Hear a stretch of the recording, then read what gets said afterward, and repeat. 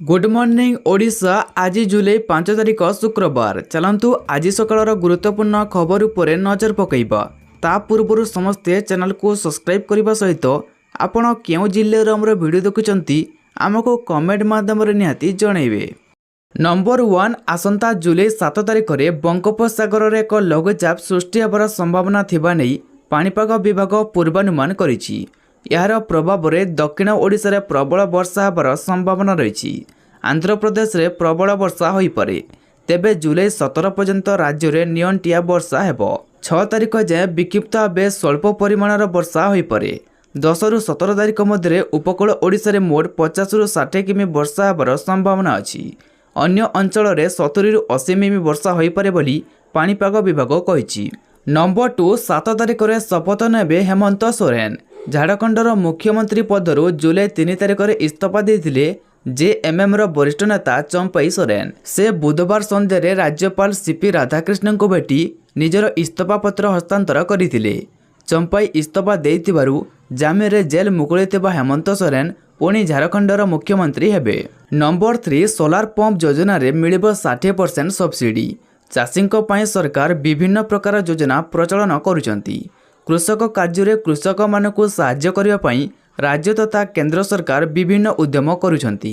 ए दिगरे PM कुसुम योजना अधीन रे सोलार पंप स्थापन पई चाषी को 60% सब्सिडी दिया जाउची। तेबे अनुसूचित जाति एवं अनुसूचित जनजाति वर्गर कृषक माने एही योजनार अधीन रे 45,000 टंका अतिरिक्त सब्सिडी पाइबे, जहाद्वारा चाषी को चाष जमी रे विद्युत व्यवहार करने सहज हेबो। नंबर 4 प्राकृतिक विपर्यय परिचालना। सहरांचल कृत्रिम बन्या परिस्थिति नियंत्रण पई 200 कोटी अटकल। प्राकृतिक विपर्यय परिचालना नहीं उच्चस्तरीय बैठक होईची।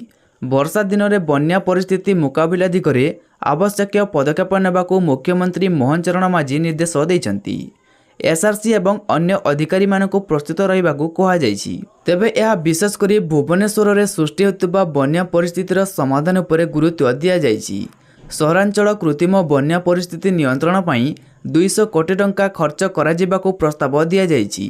नंबर 5 आधार कार्ड संबंध में एक नुआ अपडेट सामना को आसीछि। कर्मचारी प्रोविडेंट पांठी संगठन ईपीएफओ आधार कार्ड को सही डॉक्यूमेंट तालिकारु हटाई देछि, जहाकू आज पर्यंत जन्म तारिखर प्रमाण भाव में प्रस्तुत करा जाउतिला।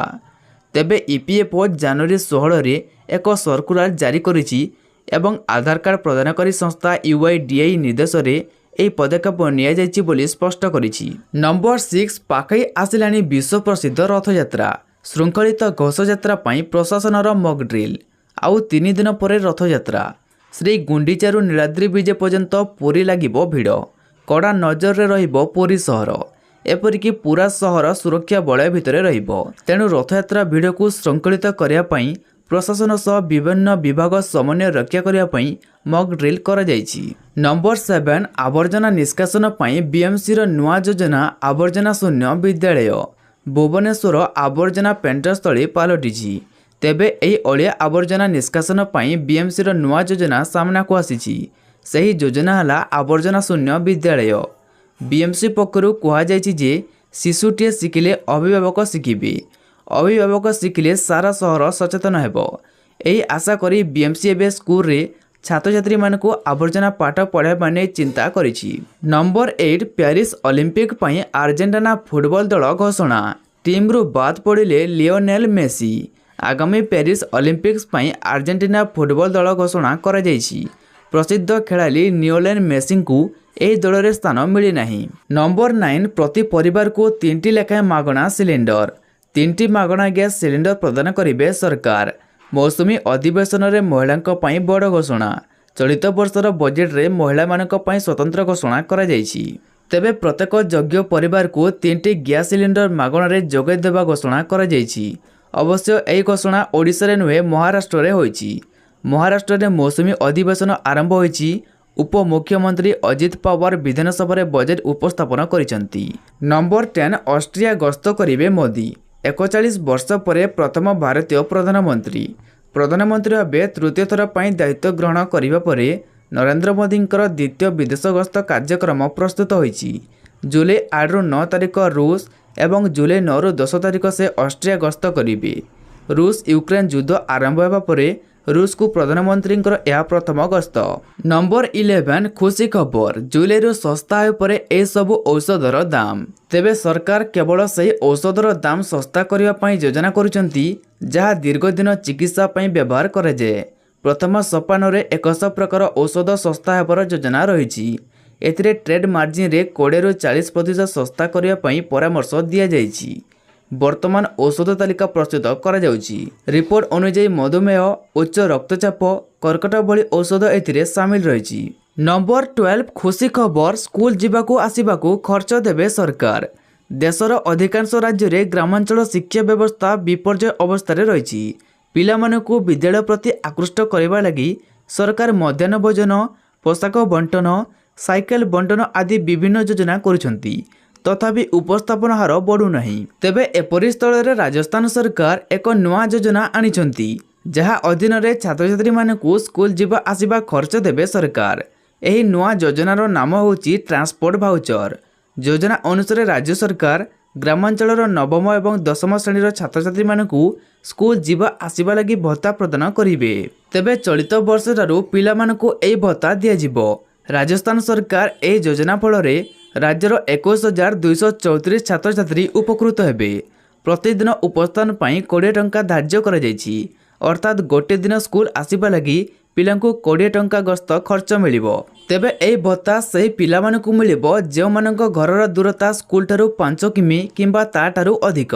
प्रति छात्र छात्री को वार्षिक 5,000 टंका लेखा भत्ता मिलिबो।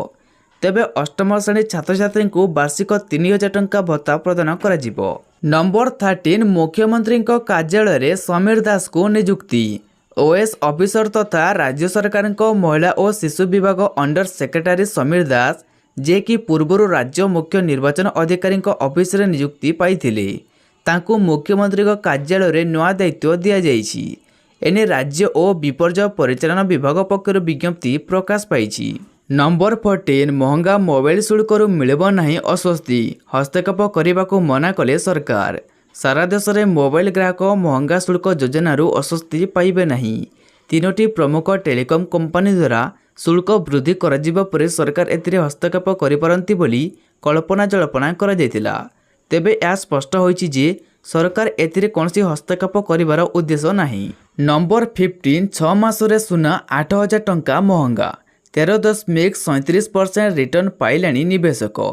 वर्षर प्रथम 6 मासरे सुना मूल्य निफ्टी ठारू भल प्रदर्शन करिछि। प्रथम 6 मासरे यह 13.37% रिटर्न प्रदान करिछि।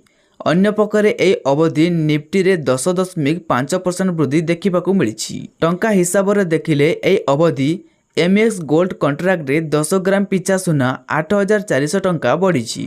नंबर 16 आज आसिबो 28,000 कोटीर सरकारी बॉन्ड। चलित मास 5 तारिख रे अर्थात आज सरकार 28,000 कोटी टंकार बॉन्ड जारी करिबे। रिजर्व बैंक ऑफ इंडिया यार नीलाम करिबो।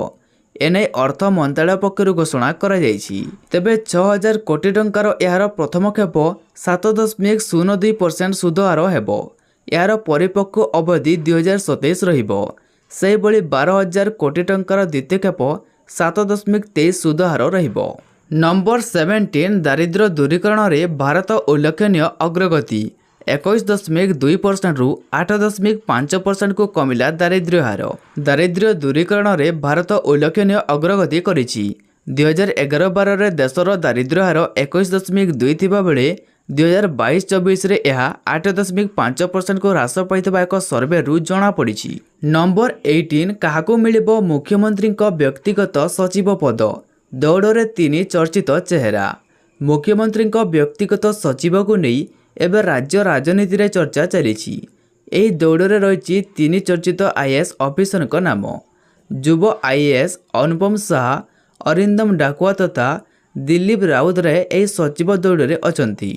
तेबे एही व्यक्तिगत सचिव रेस रे सर्वाग्रे रही युव IAS officer Anupam Shah. Number 19 राज्य सरकार तरफ पुणे नियुक्ति सुजोग। Junior clerk cum copyist junior typist stenograph पद ग्रेड 3 और ड्राइवर पद खाली अछि।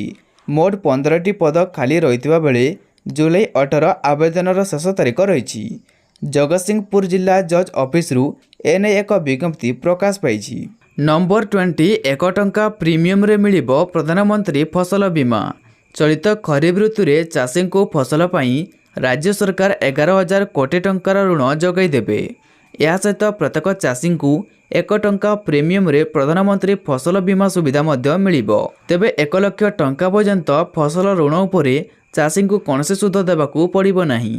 तेबे 1 लाख रु 3 लाख टंका पर्यंत ऋण उपरे 2% सुध देबाकू पड़िबो बोली जणा पड़िछि। नंबर 21 आज श्रीमंदिर रत्नभंडार खोलाजिबा नहीं जस्टिस अरिजित पशायत को अध्यक्षतार गठित कमिटी बैठक बसिबो। आउ रथयात्रा परदिन अर्थात 8 तारिख रत्नभंडार गणति और मरामती कार्य आरंभ हेबो बोली निष्पत्ति हेबो। एथिपई ओडिशा गस्तरे आसिछंती जस्टिस अरिजित पशायत। नंबर 22 मुख्यमंत्री बड़ घोषणा ओडिया भाषा हेबो सरकारी काम। आजिठारु लोकसभा भवन में विधिवत भाव कार्यभार संभाली मुख्यमंत्री मोहन चरण माझी। लोकसभा भवन में पहुंचवा पर मुंडिया मारी भीतर को प्रवेश करिसेंती मोहन माझी। यापर मुख्यमंत्री आजिठारु विधिवत भाव लोकसभा भवन कार्यभार संभाली। एही अवसर में मुख्यमंत्री एक बड़ घोषणा करिसेंती। एणिकी सरकारी काम ओडिया भाषा हेबो बोली मुख्यमंत्री घोषणा करिसेंती। नंबर 23 पूर्वतट रेलपथ द्वारा रथयात्रा पाई विस्तृत व्यवस्था 15 लाख भक्तों को यात्रा सुविधा जोगे देवा पाई लक्ष्य। तेबे रथयात्रा समय यात्री भीड़ को दृष्टि रखी रेल मंत्रालय तीर्थयात्री समस्त प्रकार सुविधा कराइबा पाई विशेष भाव में रेल द्वारा पुरी को आसुवा भक्त मानू अधिक यात्रा अभिज्ञता उपलब्ध कराइबा पाई निष्पत्ति नेइछंती। तेबे रथयात्रा समय स्वतंत्र ट्रेन सुरक्षा निरापत्ता और समयानुवर्तिता मानदंड जगाइबा सहित बहु जनसमागम को दृष्टि रखी स्टेशन परिसर परिमल एवं परिष्कार परिच्छन्नता उपरे गुरुत्वारोप करा जायछि। नंबर 24 भारत सरकार समन्वित महिला सशक्तिकरण कार्यक्रम मिशन शक्ति को ओडिशा रे कार्यकारी करिबा पाई मुख्यमंत्री श्री मोहन चरण माझी निर्देश दैछंती। एही योजना रे महिला सुरक्षा निरापत्ता और सशक्तिकरण को सुदृढ़ करने लक्ष्य रखा जायछि। एथिरे वन स्टॉप सेंटर महिला हेल्पलाइन बेटी बचाओ बेटी पढ़ाओ महिला सशक्तिकरण पाई हब निर्माण सखी निवास शक्ति सदन शिशुगृह और प्रधानमंत्री मातृवंदना भली कार्यक्रम रही। नंबर 25 आज 11 पर्यंत अनुष्ठित हेब दिव्य कला मेला दिव्य कला शक्ति और दिव्यांग जन रोजगार मेला।